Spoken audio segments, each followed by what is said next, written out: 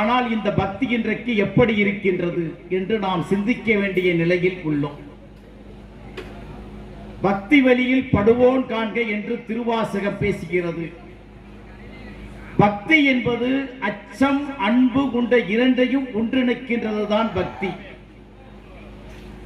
ஆனால் இன்றைக்கு பயம் என்றால் ஏதாவது ஒரு தவறு செய்து விட்டால், தீங்கு செய்து விட்டால் அதற்காக ஒரு பயம் நமக்கு மனதிலே ஏற்படுகின்றது. அந்த பயம் என்பது வேறு.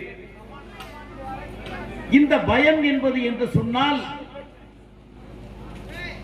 இன்றைய நம்முடைய உட்பகை என்று ஒரு 6 பகை இருக்கின்றது. காமம், குரோதம், லோபம், மோகம், மதம், ஆச்சரியம் என்ற ஒரு 6 உட்பகைகள் இருக்கின்றன.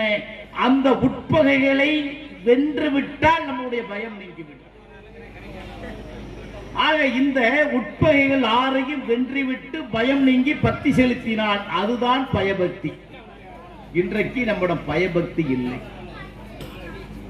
ஆக இந்த 6 உட்பகைகளை வெல்லுவதனால் நமக்கு என்ன கிடைக்கும் என்றால் அது ஒரு தனி சரித்திரம் சொல்ல வேண்டும்.